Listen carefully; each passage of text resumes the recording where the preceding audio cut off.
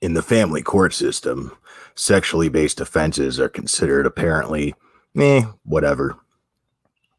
In the YouTube community, there are morons who seem to think that gossip is more important than a little girl's justice.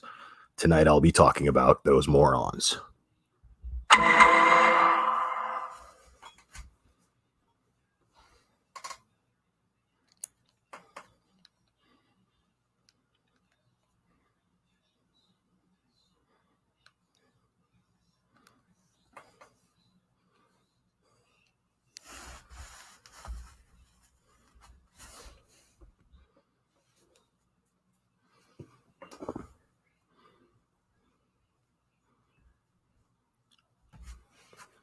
What's happening, everybody?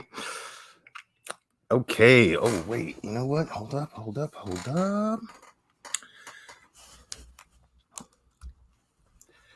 All right. Before I get to that, I'm going to cover a couple of other things. First off, I actually want to give a shout out to that girl in the chat. She just sent me a message, and it clearly was really, really good news, and I was really glad to hear it. I don't want to put out her personal business out here, but she was having a hard time. She was really scared at one point, health issues with a family member, but now things are looking up, things are looking good. So I'm grateful for that. So that girl, we're all pulling for you. We love you. Yeah, man. Let me see who's in the chat real quick. Let me say what's up. Hold on. Hold up. Oh my God, I hate this bullshit. Hold on. Got all my favorite people up in here. Wicked Witch. Norma Thomas. Adventure in Her Shoes. Welcome. Rosalind. Sherbear. Claire. Jeanette S. Lauren Elizabeth. All right. Who else we got? SJ's meme. Calm down. We're going to get to a bunch of stuff, people. Yeah. Aurora Rodriguez. Bienvenidos. Stephanie Farrell. And Gajolin. That's a funny name. I love that. I hope that's not your real name and I'm making fun of it. I feel bad if that's the case. Lenio Z. Summer H. SC Johnson Wax. That's awesome. Okay. I'm digging all the new people, man. Thank you so much for subscribing and joining. Ash Key. How we doing?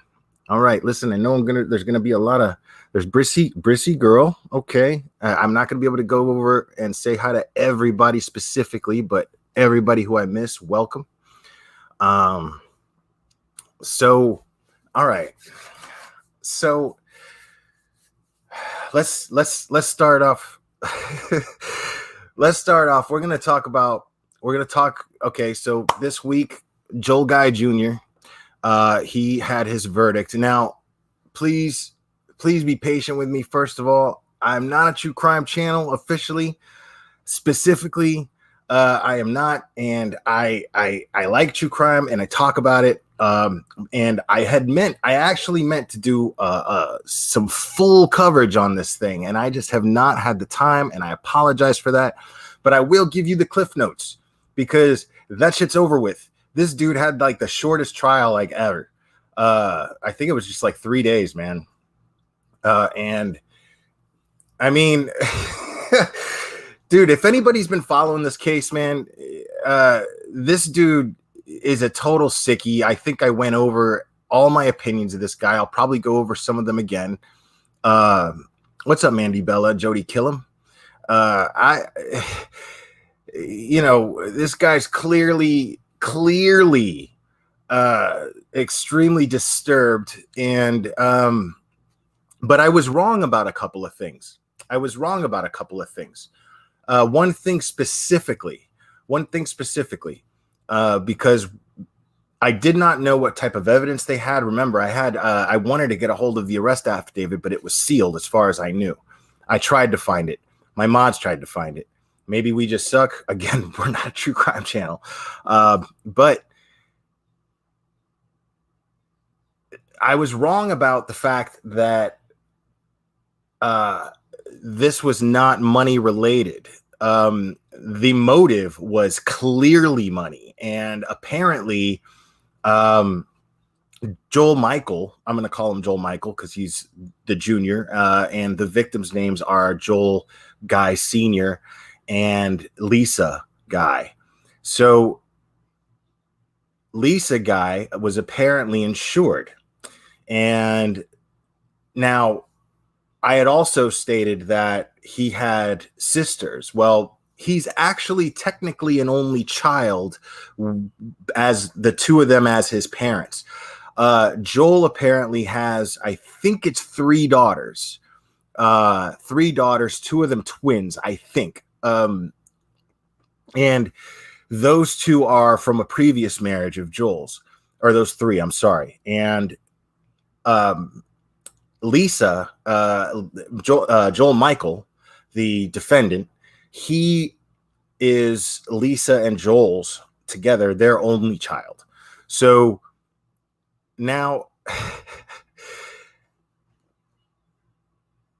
apparently, since he was the only child, it makes sense that she would put Joel Michael as the beneficiary. Now, on the first day of the trial, the 3 sisters testified as to 3 in total. Okay, thank you, Soulless Twist. So it's wait, no, yeah. Is it 3 sisters in total, or all of them 3? I don't know. Correct me if I'm wrong. But I know that the sisters testified, and they all testified that conversations, now this was hearsay, that conversations had taken place regarding the fact that Joel and, hey, what's up, Annie? And Lufa's in the house, right on. That Joel Sr. and Lisa were planning on sitting Joel Michael down at some point. Now, this all happened during Thanksgiving, right after Thanksgiving. And Joel Michael actually was not supposed to show up for Thanksgiving. The plan was that Joel Michael was going to show up for Christmas. And that's when they were planning, supposedly, to tell him, hey, you're going to have to get on your own 2 feet. We can't support you anymore. And apparently the job that Lisa was working was solely just to support Michael, or Joel Michael. Now, I mean, that type, I can't even relate to that. I can't imagine my mom working a job just so my 28-year-old ass could live in an apartment and not have to work and not have to do jack shit with myself. I can't even. Lufa, I said hi. Stop it. Jeez, yo. Anyway, listen. So I'm not. Yeah, I can't imagine making my mom bust her ass at a job simply just to support me.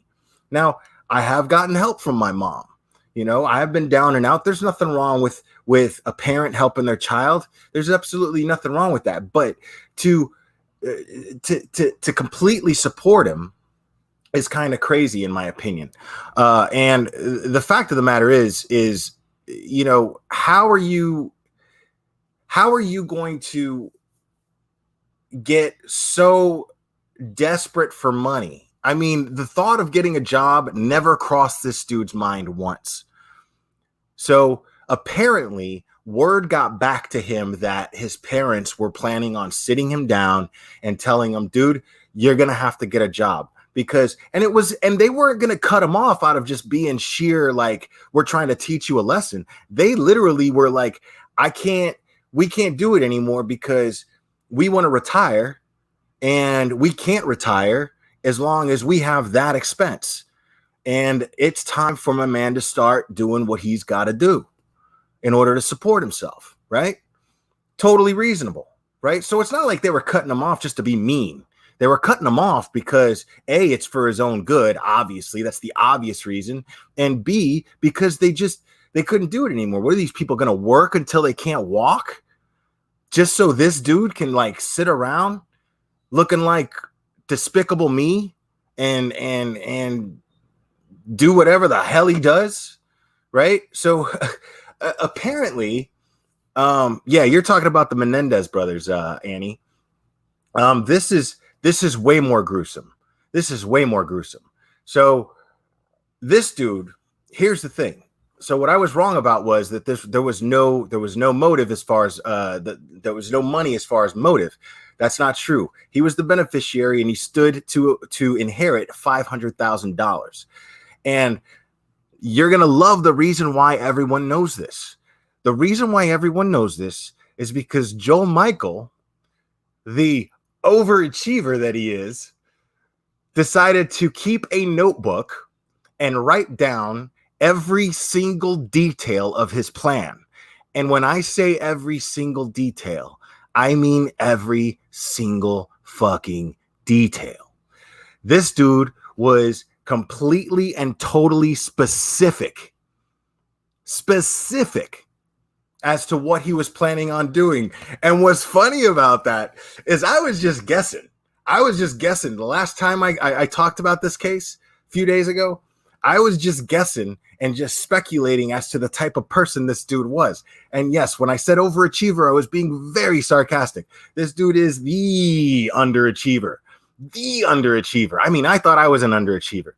This dude straight up decided, all right, I'm going to keep a notebook and I'm going to write down my plan. He wrote down everything. He wrote down his motive. He wrote down how he was going to get it. He wrote down how he was going to try to get away with it. And we're talking about down to the tools he was going to use. He had a list of the tools that he needed in order to murder them, and a list of tools that he needed in order to dispose of the evidence, which he miserably failed to do. He totally cagged that. This dude straight up went half-ass on the whole thing and then decided, you know what? Looked around at the mess he made and fuck this, I'm going home.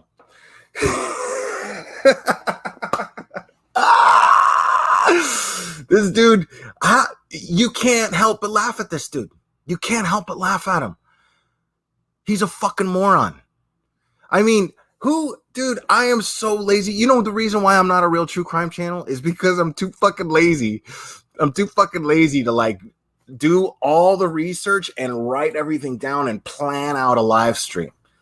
That's it. That's really it. I'm 150% accountable, and that is exactly why me applying self-awareness as to why I'm not a successful YouTuber is because I'm fucking lazy. I mean, I'm not really lazy. I'm just lazy when it comes to this. I just want to get up here and run my mouth and fuck all the hard stuff. I don't want to do that, you know, because then it's not fun. This was fun to me. That's not fun. I don't want to do that. So now, apparently, I don't know for sure, Annie, if there were mental issues. Obviously there were, just undiagnosed. Maybe they were undiagnosed. Maybe they were, but apparently, according to the family prior, now I didn't have a chance to go over this whole trial, but I'm not 100% sure whether or not, he actually had been diagnosed at some point in his life with some sort of mental disability or mental disorder. But we are actually going to go over some body cam footage because I'm going to try. There's a lot to go over, and I don't want to keep this live too long, but I'm going to be talking about quite a bit tonight. I'm even going to go in a little bit about politics. So if that's going to get to you. Now, when I do, I want everybody in the chat to behave, please, towards each other. I don't want what happened last time to happen. All right. You guys, we're all adults here. There's no reason why we can't talk about something that we're all thinking about, right? We're all thinking about this stuff. Hey, Tara. I haven't seen Tara in forever. Tara's here. I love that. Lauren Joseph, what's up? So, yeah, man, okay, whoever that is, thank you for the PayPal. That was so nice. I really appreciate that. Thank you. Lyrics, how we doing? So, I'm going to go over some of this body cam footage. Now, I did explain to you one thing that I was pretty accurate about when I talked about this last time with some of the details of what he did. And yeah, it turns out that what he had in the boiling pot that he put his mother's severed head into and left cooking, and the police found cooking. Because remember, I was like, well, he left it boiling. I mean, it couldn't have been water because water would have evaporated by the time that the police got there. That doesn't make any sense to me. It never made any sense to me. So, but apparently the chemical concoction that he put together that had muriatic acid, hydrogen peroxide, bleach, just a bunch of gross shit that he figured would decompose the bodies quickly and dissolve the bodies. That was his plan. And he thought that, what's up, Save Robbie? He thought that this was going to, before anybody would ever find him. I guess, in all this time that he's planning all this out and writing everything down in a fucking notebook, this guy didn't think of the fact that his mom's boss is going to realize that she hasn't been to work, because the concept of going to work doesn't even enter this guy's mind. So I guess it makes sense that he couldn't even imagine that scenario, that somebody at a job is going to miss the people that are working and are supposed to be at that job. So of course, Lisa's boss had asked for a wellness check, and that wellness check or welfare check turned out to be they just kind of looked and knocked on the door, nothing happened, and they went away. But this boss was actually very adamant, and that wasn't good enough for her. So what she asked them to do is to do it again and to be a little bit more, just put a little more effort into it. And apparently the police officer who arrived there knocked on the door, and then he peeked in the window. And when he peeked in the window, he seemed to see groceries that were just bought, just kind of laying around. And that looked a little suspicious. And then he went around to the back, and then he noticed a doorknob that seemed to be, I think the doorknob was actually missing from the back door. And when he came around and looked at the front door again, he put together that the doorknob from the back door for some reason was placed on the front door. And so this made this police officer very suspicious, and it was enough for him to decide to enter the home. Now, we're going to go over the body cam footage, and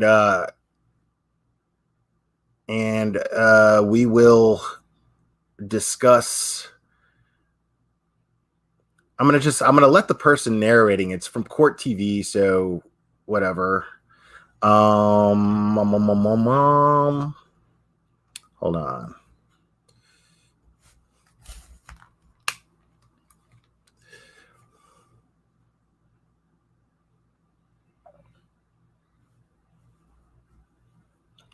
All right, so let's just go ahead and get through with this real quick. You can see from the crime scene tape it's very windy, and that's going to matter in just a minute in the video. It's very windy that day, so in the video, in just a moment, you're going to see why that matters, because this is something that we would not normally do on a scene that's about to happen. That would probably be, yeah. That way I can kind of explain what we're coming to as we come to it. So this is actually the prosecution showing the body cam footage during the trial. That's what this clip is. So what you're hearing is I think the lead prosecutor going over this footage here. So again, it's really windy.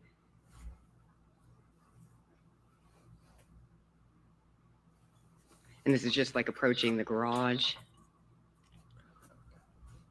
And this evidence marker is on its side to mark. Hold on, you guys aren't getting any sound, I don't think. Hold on. Let me try this again. I don't think I clicked the sound thing. If I did, I apologize. Sorry, but I'm doing it. Yeah, I think I did. My bad. All right, we're going to go over that again. Sorry about that.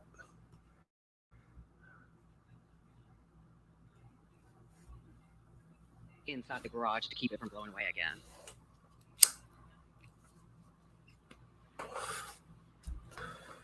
So this is approaching through the garage.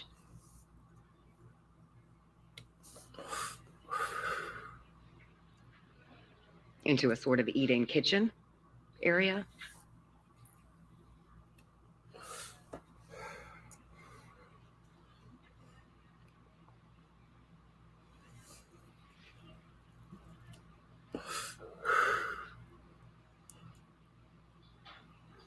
So table in the eat-in kitchen.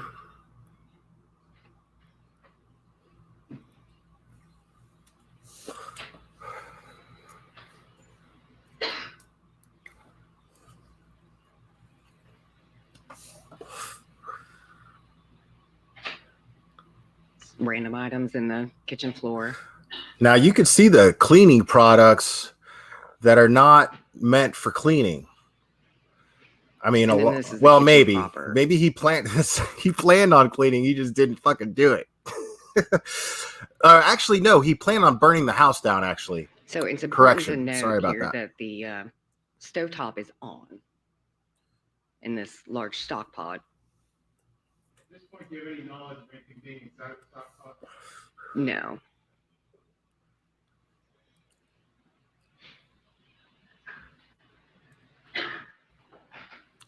Look at this guy's face, dude. Look at this guy's fucking face, guy. I mean, look, he's almost getting off on it. Now, it could be that they turn the lights down in the courtroom and his eyes are wide open because he's, it's darker, and that might be the way he looks at things. Or he could just be getting off on all this. And that's honestly the only reason that I can think of as to why he decided to let this go to trial and plead not guilty. The evidence against this guy was overwhelming. Not only did they find this notebook in his apartment with his entire plan in detail, but he left the receipt for the tools that he bought to dispose of the bodies. He left the receipt at the crime scene for the Ace Hardware where he bought the tools. At the crime scene, dude.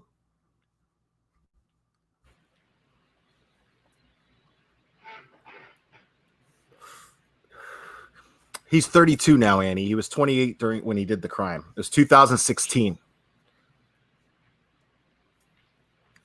So this is continuing kind of to the other side of the kitchen counter.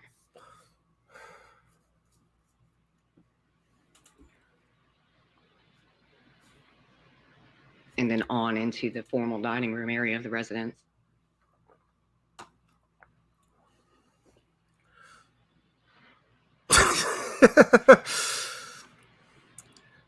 Wow. I wonder if he's sitting there thinking like they haven't even gotten to the crazy shit yet. Like that's probably why he was just like and just nervous and overwhelmed. Like they haven't even gotten to everything.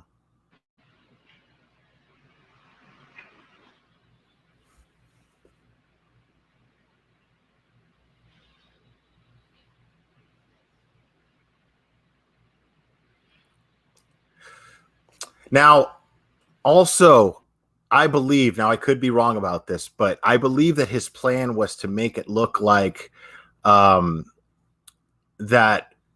his father was killed, and he was going to dispose of.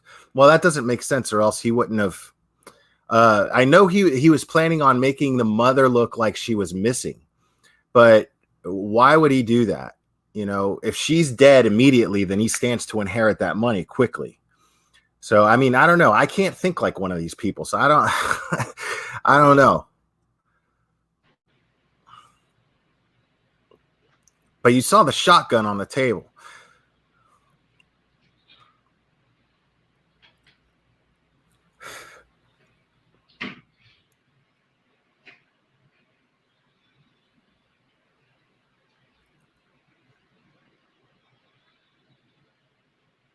And this happened in Knoxville, Tennessee, for anybody who doesn't know.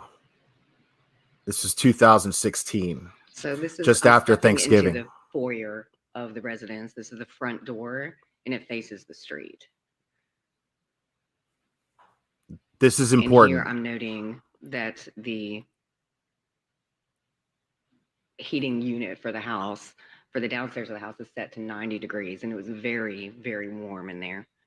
So obviously his plan was, if the hotter the house is, then it's going to speed up the decomposition of the bodies. So when he left, that's some lazy shit. This I can't help but laugh at how fucking lazy this dude is. I never seen anybody work so hard just to do something so fucking half-ass. And that's the front door and some miscellaneous groceries that are sitting in the floor. Dad liked to drink his Michelob Light. All right. There were.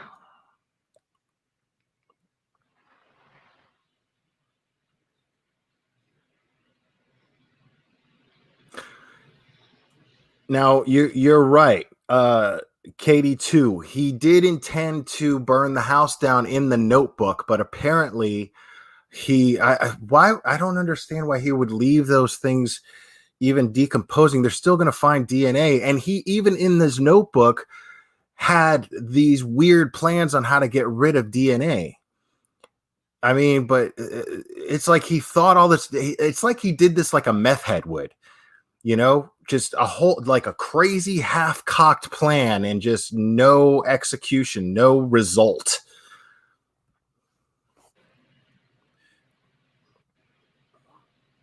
That's right, Claire, you're right. He did cut himself. So this is just a half bath that's in the downstairs. And I don't think he cut himself. I want to make note, as out of respect to these victims, I want to point out the fact that Joel Guy Sr., there's evidence that there was a struggle, and this man put up a fight. This man put up a powerful fight, and he hurt him in the process. Now, Joel Guy Sr., if I'm correct, was stabbed 47 times. And I believe 28 times was Lisa. I think. I could be wrong about Lisa, and I'm pretty sure I'm right about Joel Guy Sr. But this was clearly a vicious hate-fueled crime. So a lot of rage involved. He had a lot of rage in him. And I mean, but apparently he was loved. He was loved. Like, why would this guy feel so much animosity towards them just because they were planning on cutting him off? Did he feel like they didn't love him anymore because they wanted to move on with their own lives, and they wanted to get him to stand on his own 2 feet?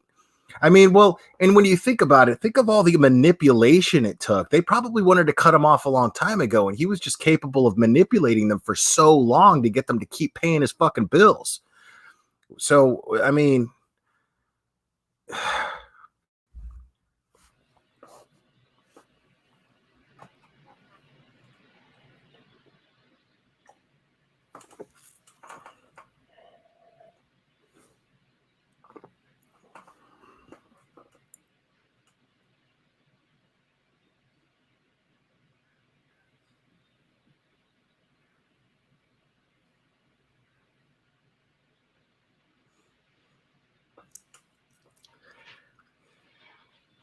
So this is the living room downstairs in the residence. And you can see on this side, it's open to the eat-in kitchen. This is the back door, and you'll note it's missing a doorknob. Yo, I really can't stand this dude. Like, I really, like, everything about him just gets on my fucking nerves, man. Why does he have a hair? Was he like with a hair dryer trying to like speed up the decomposition in one of the buckets or something? Is that why that's plugged in there? Can you tell us whether or not that heating device is activated? I don't believe this one was on.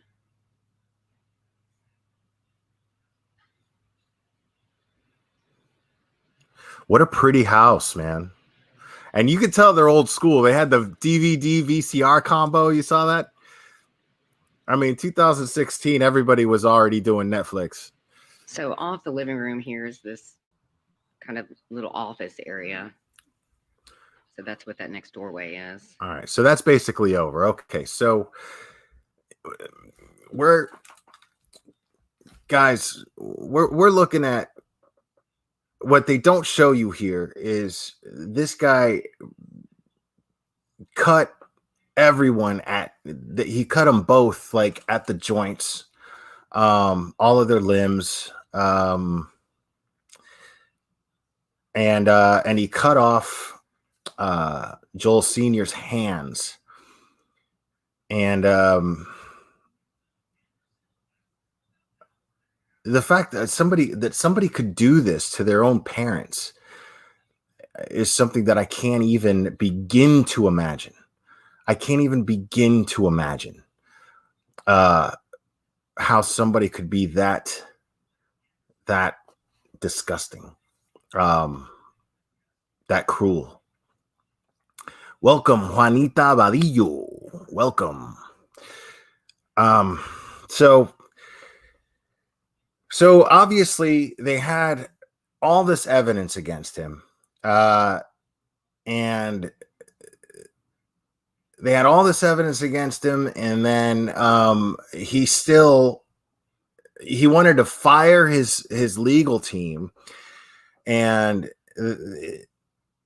represent himself, and he filed a motion,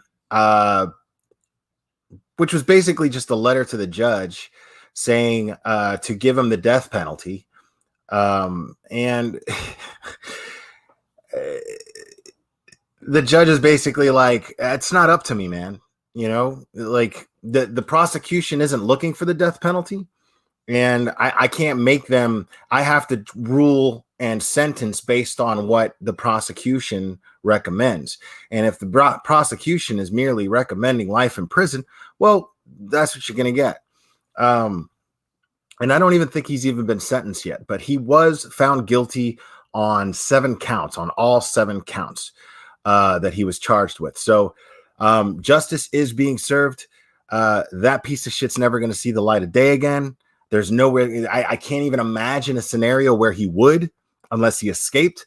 But this guy would get halfway through his escape and fucking quit. So he's never getting out. He's never getting out. OMs, you like that thumbnail? Right on. I'm glad you like that.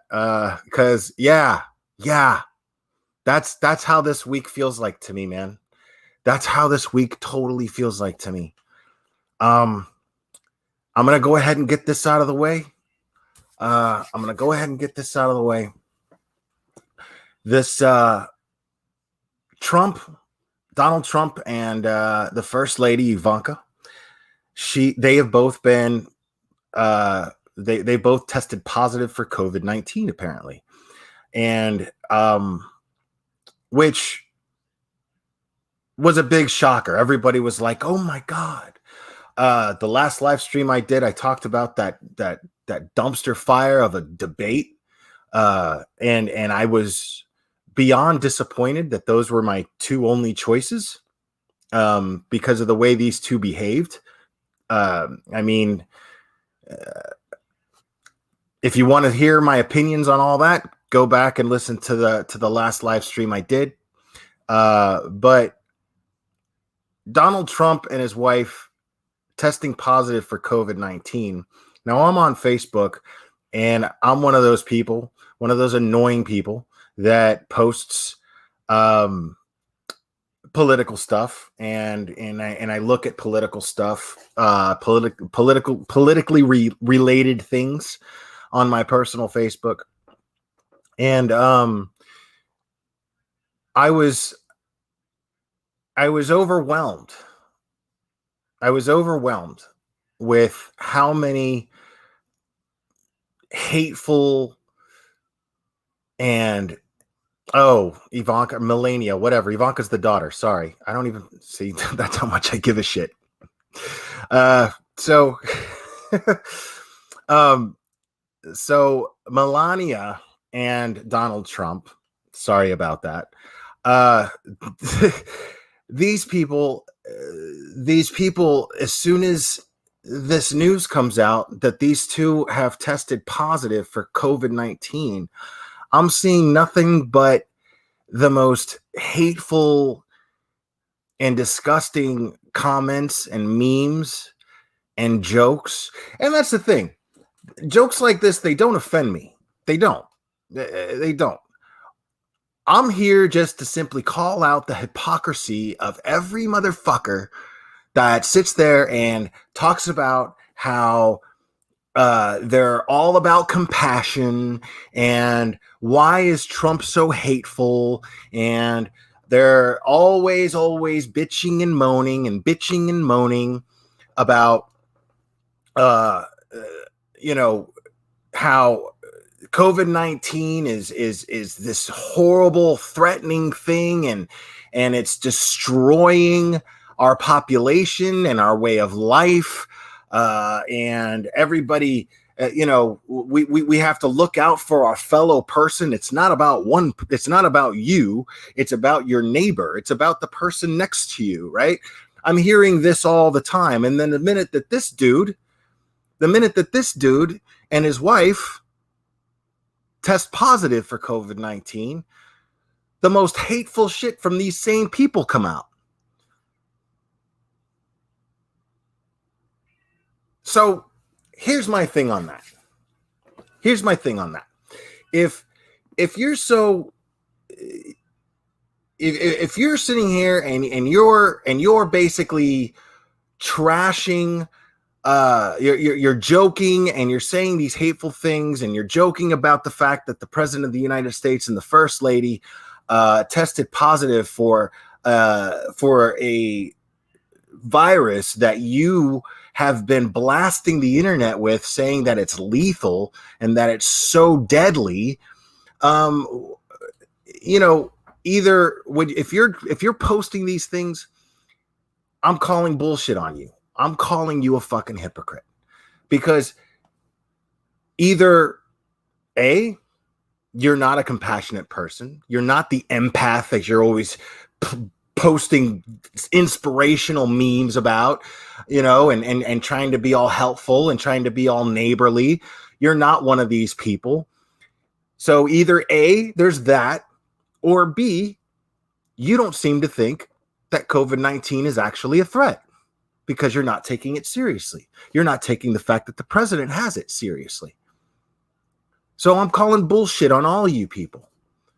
I'm calling bullshit on every motherfucker that has trash talk and made jokes about the president of the United States and the first lady contracting this virus.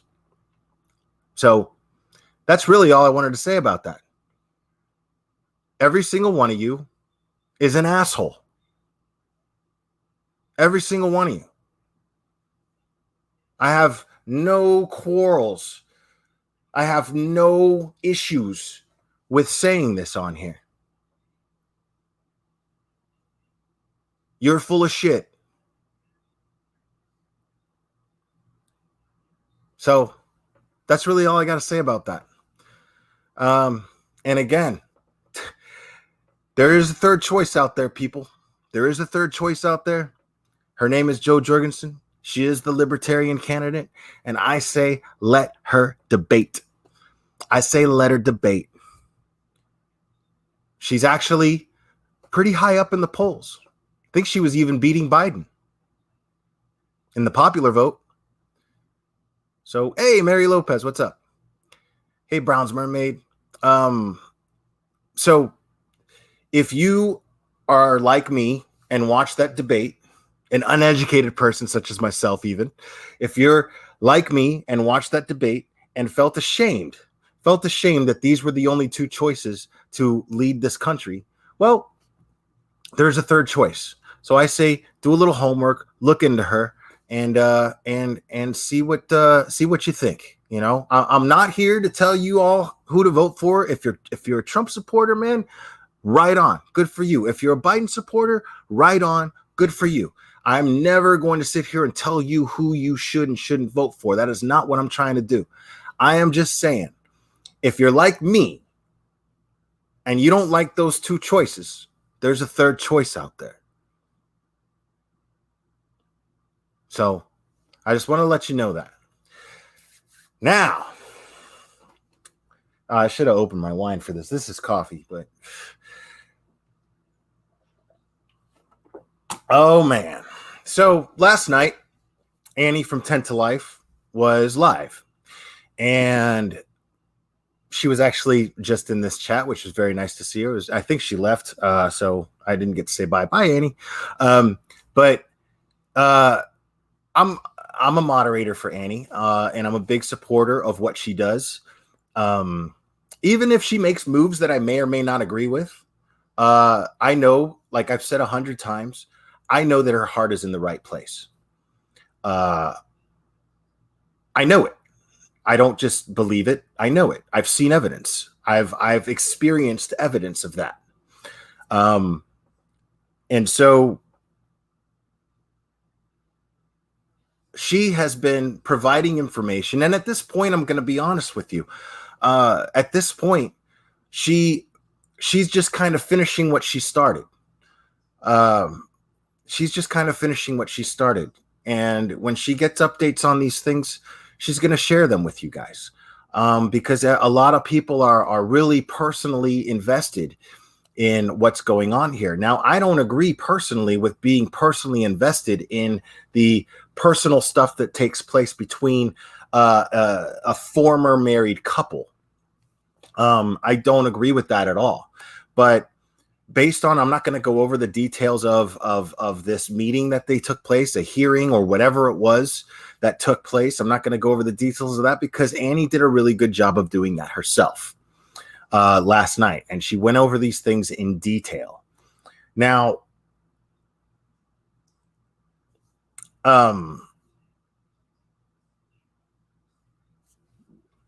what I got out of that was good news, because this entire time, all I've ever cared about was that the system would listen to Sophie and any other child that says that they're being sexually abused in some way, shape, or form. And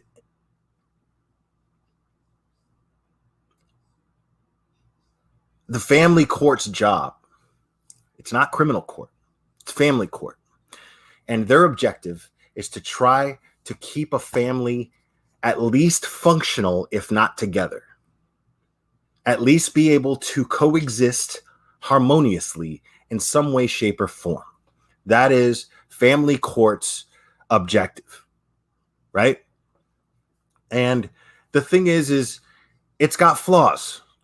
Family court's got flaws. Family law has flaws, just like criminal law has its flaws. And there are lawyers, and a lawyer's job is to use or even at times manipulate the law in order to benefit their client or whoever they're representing. And so when that happens in family law, it's really frustrating for the families that are involved, or the family members that are involved. And apparently in this case, these results and these motions that take place, they're very frustrating to anybody who's been following this whole thing, which I don't feel all of it is any of our business. Some of it is. So when I say that the results of that is a win. We don't know Kelly's involvement 100%. We know what Sophie said, but again, she's a 9-year-old girl, right? I'm not about to sit here and call her a liar, because that would make me a shitbag. I'm not about to sit here and say that she has some sort of agenda and she's able to manipulate all these people, including you. I'm not about to sit here and do that because she's a 9-year-old girl and she's not some evil genius.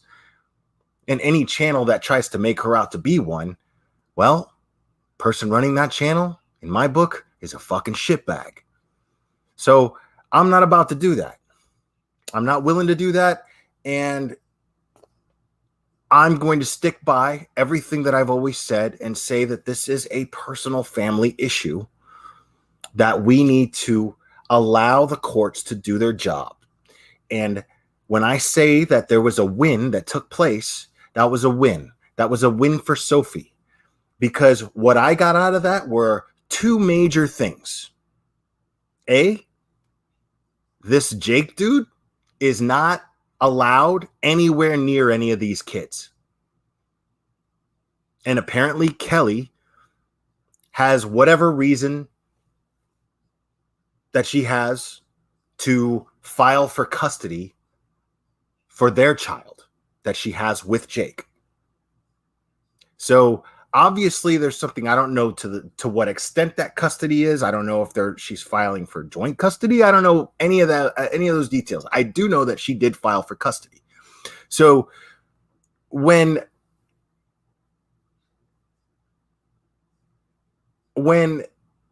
the court reaches a decision that this person is not allowed to be anywhere near any of these kids, right? Well, that's a win, because he is the accused. So I'm happy about that. And second, the other thing that I consider a major win is the fact that Sophie gets to decide who she wants to be with, who she gets to spend time with. Now, there were times that were set, but if Sophie doesn't want to go, she doesn't have to. I want to make that very, very clear. All that stuff that was stated and that everybody agreed upon, none of that matters. None of that matters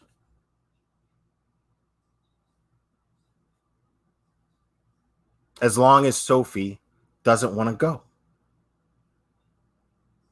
Sophie gets to be where she feels comfortable, where she feels safe. That's all I wanted out of this.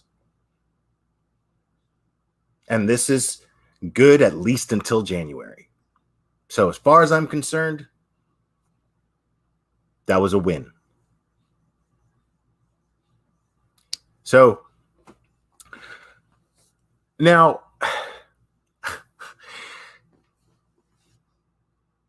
there are other YouTube channels who tried to tell you that there was a statement made by Kelly that was provided by Kelly's attorneys.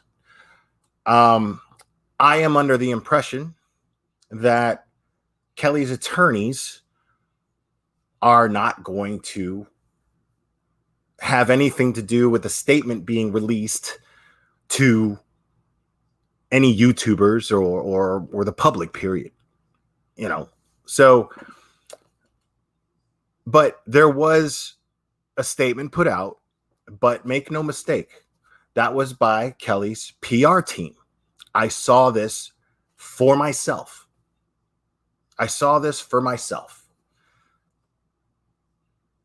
It is by Kelly's PR team. And the stuff that is in there is obviously meant to simply spin this whole thing to make herself look innocent of whatever. And I'm not saying she's guilty of anything. I'm just saying that she used a PR team to try to save face.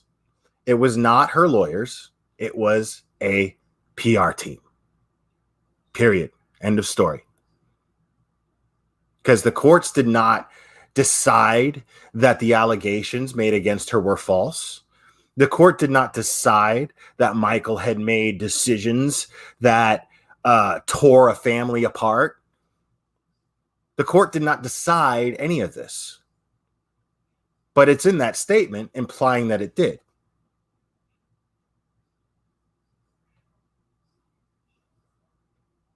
So I happen to know it was released by Kelly's PR team. I mean, so to me, that means nothing. That's just one side trashing the other. That's all that is. That's just so. I'm not saying she's guilty of anything, but that thing implies that Michael is guilty of something, and I don't know. Until there are criminal charges filed, I'm not ready to call either of these two parents anything. I'm not ready to label them anything.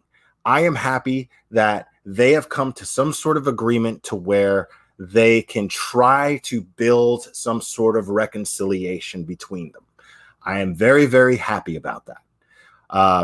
And that's where I'm at on that. Now, let me go over something here.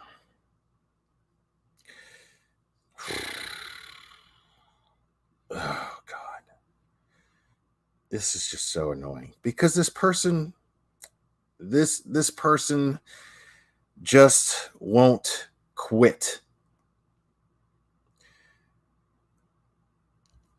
And it's really sad, man.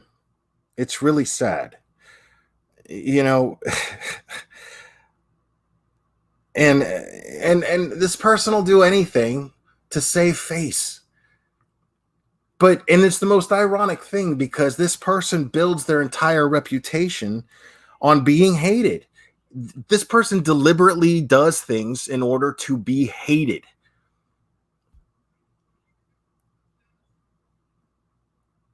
I mean, so I'm trying to find a good, here we go. There we go. Now I'm going to read this out loud.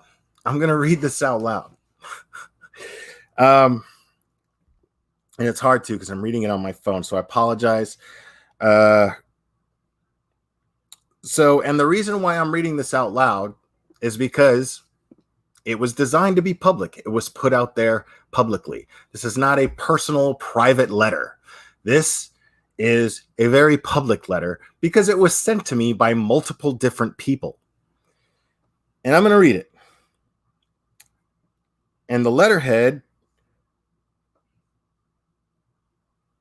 the poster of this is The Critical K.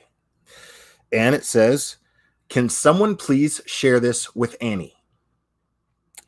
And I assure you, Annie has seen this. Annie has read it.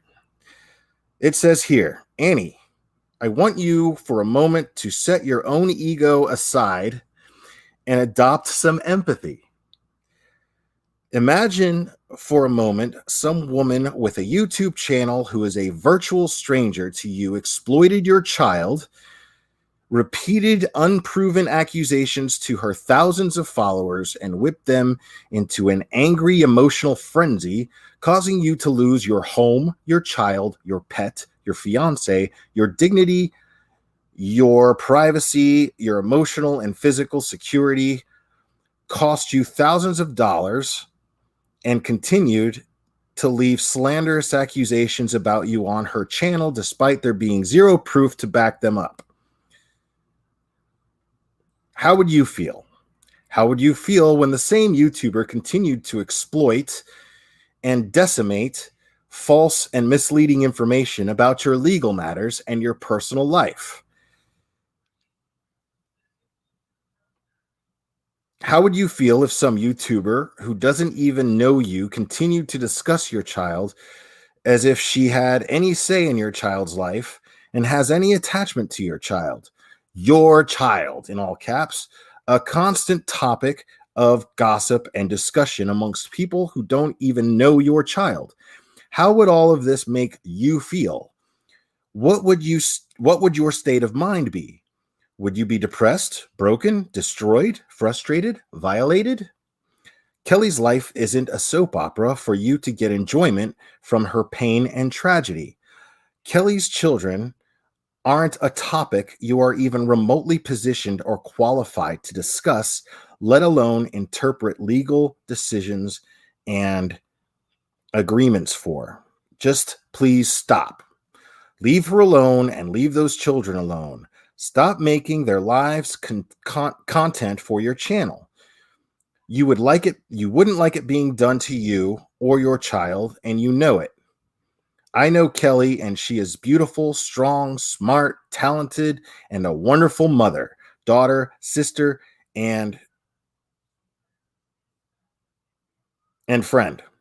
She doesn't deserve this, and she wouldn't do half of what you're putting her through to you if the tables were reversed. Show some empathy and compassion and just back off and let that family heal and put the pieces back together. Their lives are in ruins, and this isn't just gossip for your enjoyment. It is painful and a hurtful fact. Please try empathy. Now, that's fucking rich coming from Critical K. I was already pretty much done talking about Critical K. I really was. But then she goes and she pulls some shit like that. I mean, this post is the most heinous display of hypocrisy that I've seen come from this person yet. I mean, the first line is it blows my mind. Adopt some empathy. Adopt some empathy? Critical K doesn't know empathy. She doesn't know any empathy. I've never seen her do anything empathetic. Literally, I've never seen it happen. Never. Nope. I mean, and that's the thing, is Annie's never going to address this. She's never going to address this because Critical K seems to think that there's some sort of war going on between the two of them, and there's not. And actually, that's actually not even true. That's the reason why she made this letter public and didn't make it private. I want to be fucking totally clear about that. She made this letter public and not private because this is all a show for Critical K. That's all it is. Ever since she started talking about this case, her views have gone up. Her super chats have gone up. She doesn't want to let this go. She's gonna milk this dry as long as she can, like she did the Watts case. And she's gonna do it by saying awful, horrible, controversial things, like calling a little girl who cried rape a liar, like implying that she has some sort of inappropriate relationship, a sexual inappropriate relationship with her father. I don't know if she's outright said that, but I have heard her imply it, and people on her panel imply it.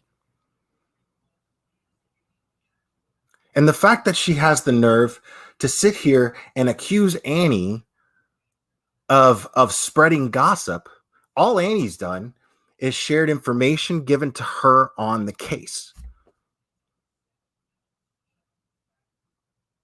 Annie hasn't bad talked this Katie chick. She hasn't bad talked Critical K. She hasn't done any of this stuff. Annie, all she wanted to do was help somebody.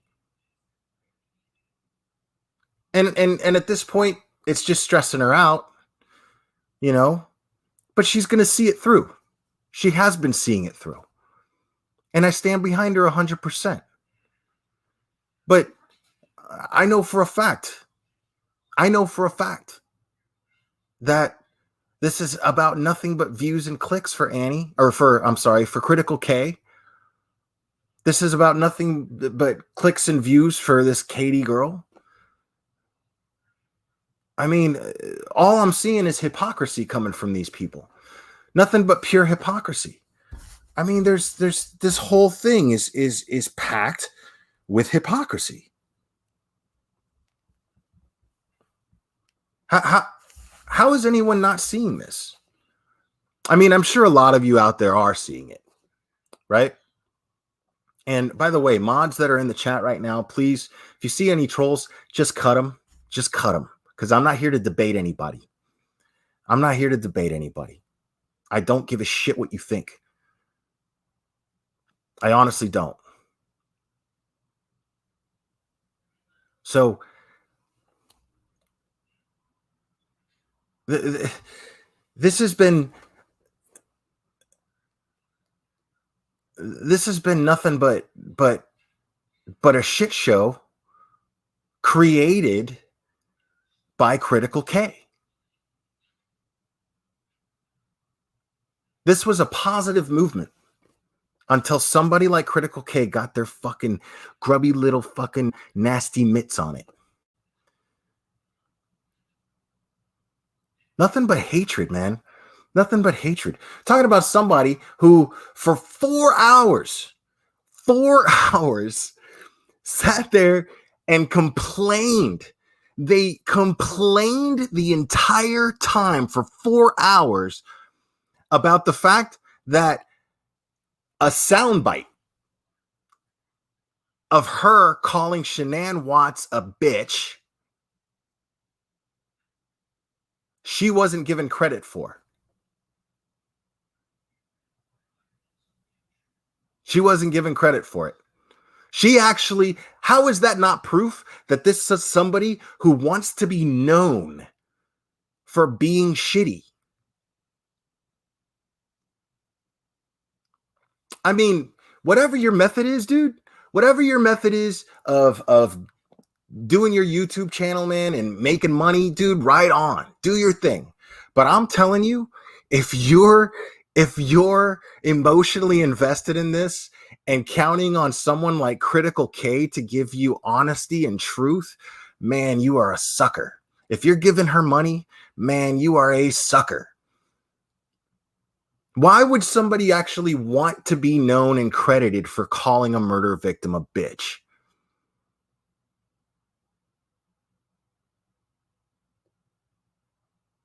Why would somebody who is blatantly stirring up horrible things and saying such horrible things about a child, all of a sudden you're going to believe that all of a sudden she's on this child's side? That she's for the well-being of this child? All of a sudden she's going to write this letter to Annie and be the empath in the bunch? Get the fuck out of my face with that. Get the fuck out of my face with that.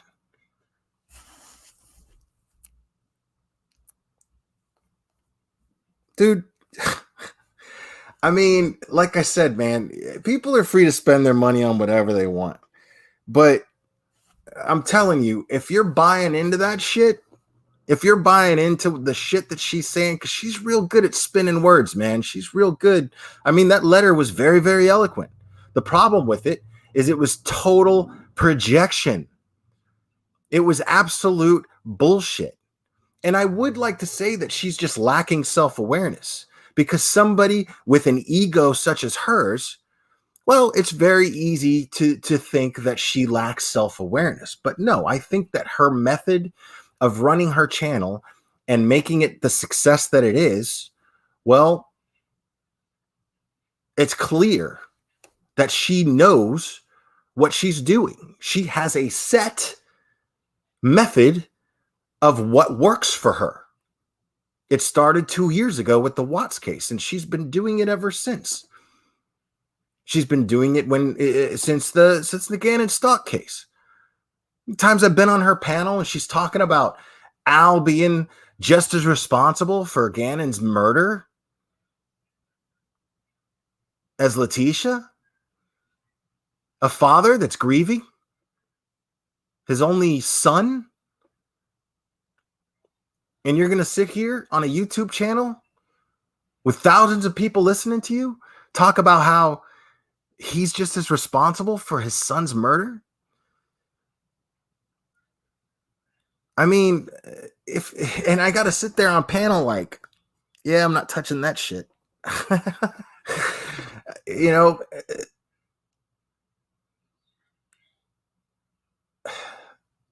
so man, I mean, you know, I'm not even mad about it. I'm not even mad. Like, if I get mad about it, then I'm just feeding into her shtick. The only difference is that I'm not fucking giving her money. Y'all are giving her money. I mean,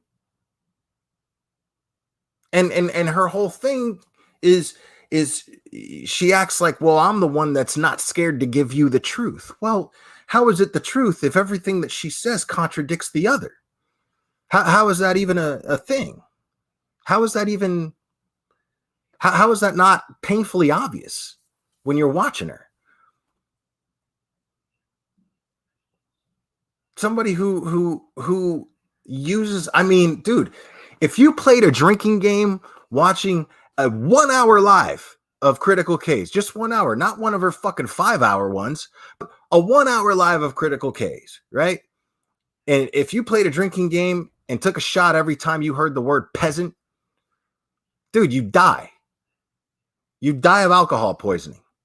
You fucking die. There's no, I mean, and this is how she refers to her listeners. Anyone who disagrees with her, you guys saw it. The evidence is there. It's not there anymore because she took it down or she made it private or whatever.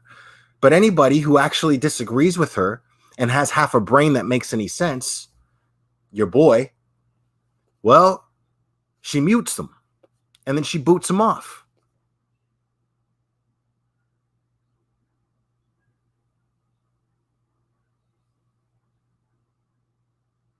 Brizzy girl, she calls people peasants because she fancies herself a queen of her own little world.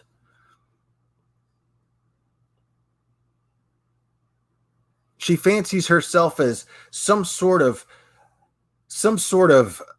godlike figure that's going to teach and educate everyone below her. And make no mistake, everyone is below her. Everyone.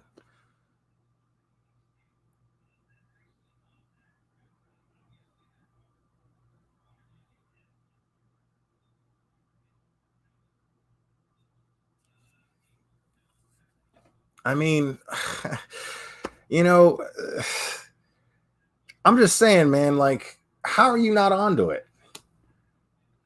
How are you not onto that? Like, and it's so funny because, like, Annie doesn't even, she's like, dude, I don't even know what the fuck. You saw her live last night. She was live last night. She was just like, whatever. I don't have anything against these fucking people. You know, I don't know what their problem is. Right. And she acts like Critical K acts like they're in some sort of war against each other. No, dude, that's in your head. That's in your head. I told you that I was on a panel with her and there were 11,000 people in the chat when I looked at it and you freaked out. You were like, 11,000? The subject of whatever we were talking about totally went out the window. You went 11,000. And in that same text thread, you were saying how you would never even touch a situation like that with your channel. But then you heard 11,000. And what are you doing? You're fucking staining YouTube with your bullshit.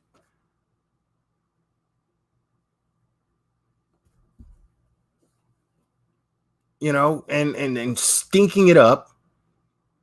And then you have the nerve to try to blame other people for it. The opposite of glare. You have no gratitude for anything. There's no logic behind you, you know, contradicting yourself all the time. You're clearly not self-aware.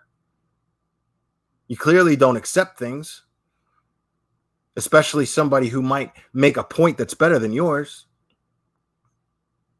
You definitely don't take any accountability based on the fact that you're over here trying to gaslight and project on Annie. You're definitely not rational. You most definitely have no empathy. But you are resilient. I'll give you that. You are resilient. But that resilience applies to trying to apply the other things. You know, I mean, you know, you have the audacity to talk about my relationship with my family. And, you know, I mean, okay, maybe you're right about that stuff. Maybe, you know, maybe you're right about that stuff. But you're doing it while you're sitting there spewing out hatred on YouTube from your kitchen table and drinking yourself to oblivion for 5 hours at a time. So forgive me if I'm not going to take parenting advice from you. You know, it's kind of a red flag. I mean, I'm not doing that, you know, and your family life is your business, man. I don't really give a shit. I don't give a fuck. You know, all I'm saying is I'm not going to take any judgment from you. It hurt coming from you at first because I considered us friends. But then when I'm so grateful that I see things the way that they truly are. And it makes it easier for me to moderate Annie's chat, honestly. Because not only do I know how you think, I know how your trolls think. So, and all I do is swat you all away.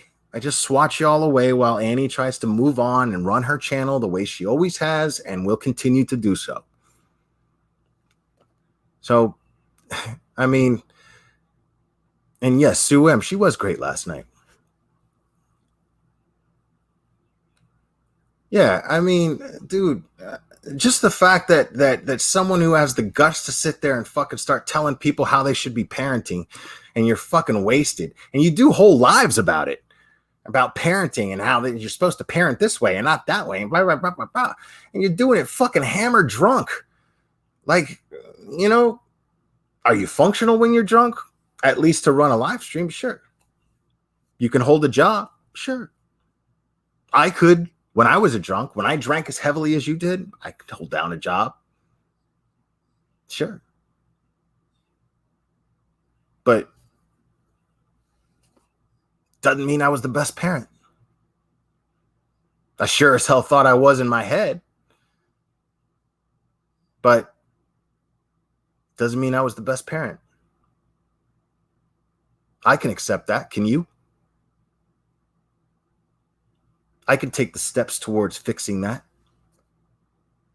Can you even take the first step of being self-aware and looking yourself in the mirror? Nah, your ego's too big for that. Ego's way too big for that. And I wish you the best. I honestly do. I wish you the best. But the fact of the matter is, if you're sitting there and you're talking to somebody who hasn't addressed you at all and sending them letters and addressing them, well, guess what? That's fucking harassment. Annie may not think so. She's tough, man. She just looks at that shit and laughs. As she should.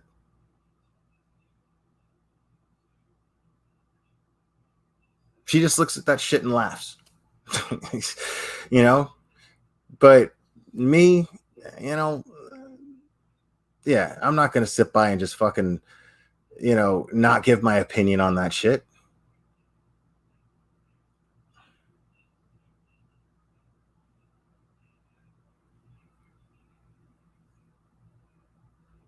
And I saw an email just about come through right here. I only saw the first line, but it was basically saying, well, why didn't Annie or any of these other creators or myself give Kelly a platform? Well, she was offered.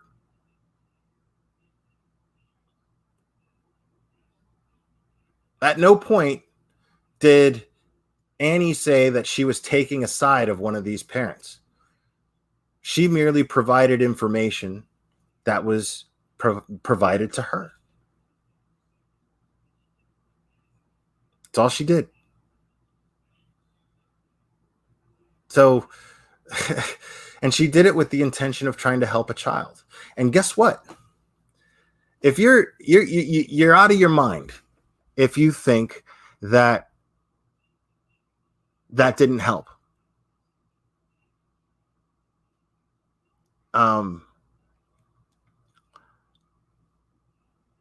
It helped. It helped.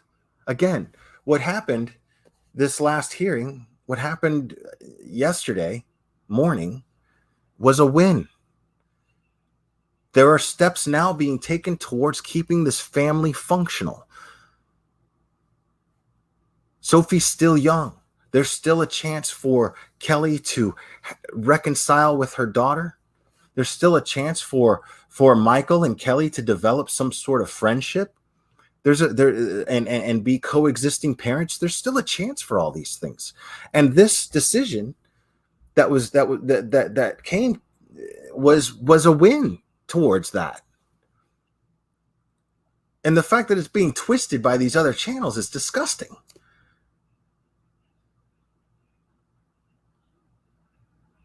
Why can't anybody acknowledge that? Why is Annie the only person to acknowledge that, and myself, that this was a win, man? Jake's no longer around any of these kids. The immediate threat that was named was taken out of the equation. Therefore, now this family has a chance to start moving forward. Kelly has her own new challenges to face. Hopefully, maybe a friendship can develop where Michael would be willing to help his ex with her child and whatever future they might have. I don't know. I'm just wishful thinking. I don't know. But the foundation was set yesterday for all of these possibilities, all of these positive possibilities. The foundation was set for that.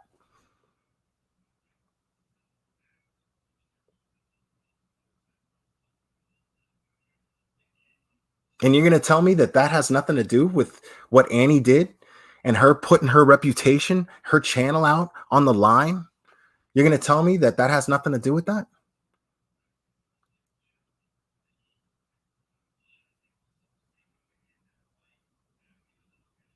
So that's it, man. That's it.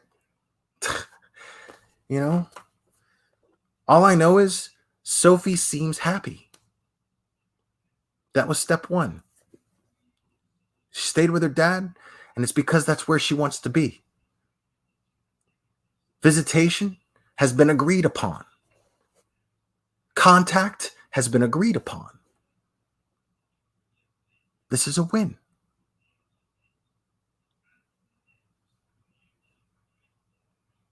The courts did their job. The family court did their job. Now, if there was any sexual assault that actually took place, well, I definitely hope that charges are brought towards whoever is responsible for that. But I am here to tell you that I am happy that now a foundation is put in place to where positive things can start to happen. And hopefully this will start going to rest. Hopefully the mob of people that are so emotionally invested in all of this can calm down and let this family do what they have to do and start taking the steps and putting in the work to have something positive happen for them. But with all of you squawking and fighting with each other and emailing this person and calling that person, that's not going to happen. That's a major distraction. So I'm pleading with you. I have a lot of people watching right now. A lot of people for me. For this channel, it's a lot of people. And I'm grateful. Thank you for watching. But I want to take this opportunity to tell you this is a good thing, but they need to do it in peace. If anything positive is going to come from this, they have to be able to do it in peace. So please allow them to do that. Allow them to do that. Think outside the box and realize that this is, at the end of the day, this is a couple that is fighting with each other and there are courts involved. And if they ask you to get involved in some way, you should have enough sense to go, you know what? Nah, I'm good. If either one of them wants to use you to hurt the other, have some scruples. Realize that is nothing but a family issue that has nothing to do with you, and let this family work their shit out. So that's all I got to say about that, man. That's all I got to say about that.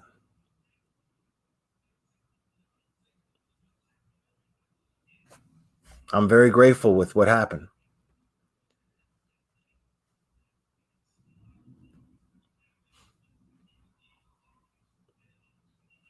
Look over chat a little bit here. Oh, Lufa sent me a little something. Okay. Appreciate you, Lufa. Thank you.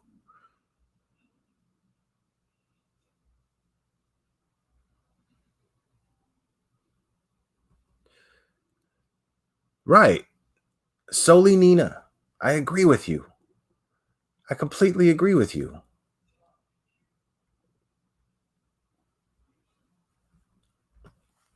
Soli Nina says optimism is always better than pessimistic and negative. Sure, of course. Use your common sense. Use your common sense and use your gut. Use your gut. Listen to that feeling inside you when you listen to one channel. Which one gives you a good feeling and which one sounds angry? And listen to the words, not just the delivery. Because somebody could be sitting there talking real sweet and going, I'm pleading and I'm begging, blah, blah, blah. But there's always a key word in there you got to look for, like liar.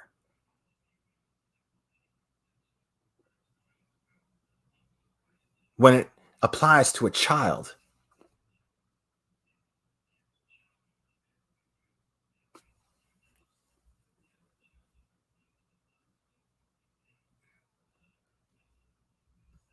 Yeah, man. I mean, that's what she does, dude. That's what she does. I was so stoked, man, when she started doing the panel thing, right? She was like, I'm going to start using StreamYard for what it can do. And I'm going to start inviting people. Anybody who has a problem with me, come up on panel. I was like, hell yeah, that's awesome. Right? But the problem was nobody would do it for two reasons. One, they were scared. Yeah, sure. But some of them were a lot smarter than me and realized, well, if I do, she's never going to let me talk. She's going to cut me off. She's going to, if I make a good point, if I say something that opposes her opinion and I do it properly and I do it without kissing her ass, but without fumbling over my own words, without sounding intimidated by her, well, she's going to fucking boot me off. She's going to boot me off. She did that to me twice. Because my position has never changed on all of this. My position has never changed.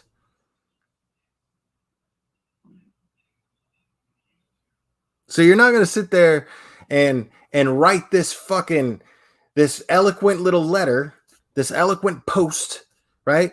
You're not going to sit there and write this thing acting all empathetic over a 9-year-old child that you sat there and spent hours upon hours upon hours bashing.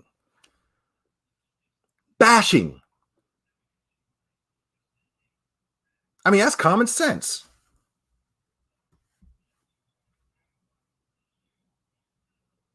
Yes, she can be very intimidating. You're right. She can be very intimidating.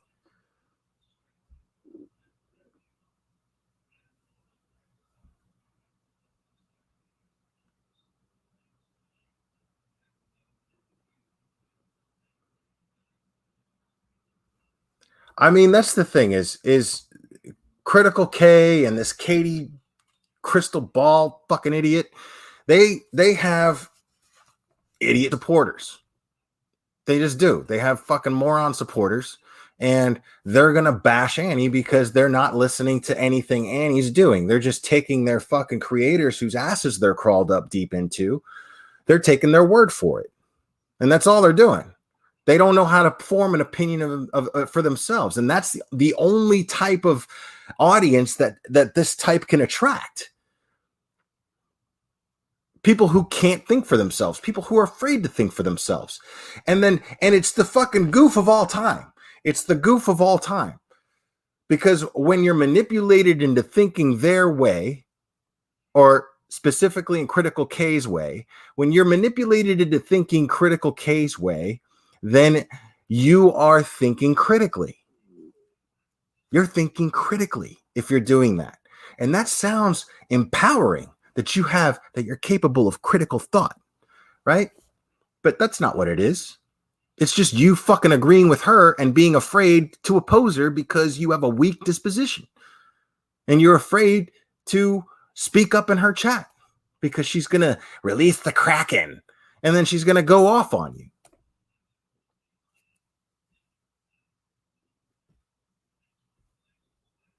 I mean, it's the goof of all time, dude. How she manipulates you into completely and totally eliminating any critical thinking skills. And then once you're there, she congratulates you for thinking critically. It's fucking amazing. It's amazing.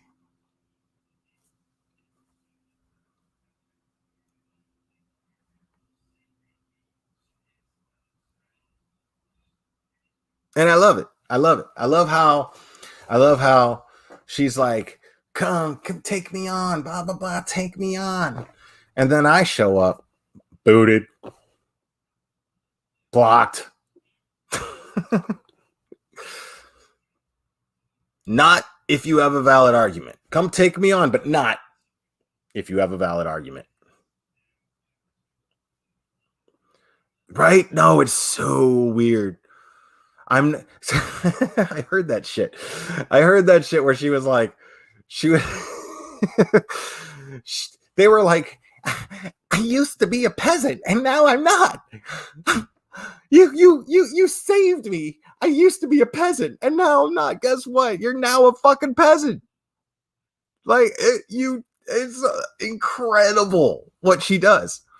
And I blame you for falling for it. I don't blame her. I think it's fucking amazing that she's capable of doing that. I mean, that's some talent. That is some serious fucking talent that she's capable of doing that. Look how successful her channel is. She's made her channel based off of this. She's made it. And then she's got people coming on her panel and going, I just called to tell you, thank you, because I used to oppose you. And you showed me the way. I used to be a peasant. And now I'm thinking critically because I'm thinking exactly the fucking way you told me to. Fucking amazing, bro. Like, that shit is cultish. It's cultish. Like, dude, I give people who run cults, man, I give them credit, dude. I give them credit. It's pretty smooth. It's pretty smooth how they're able to do that. They're shitty.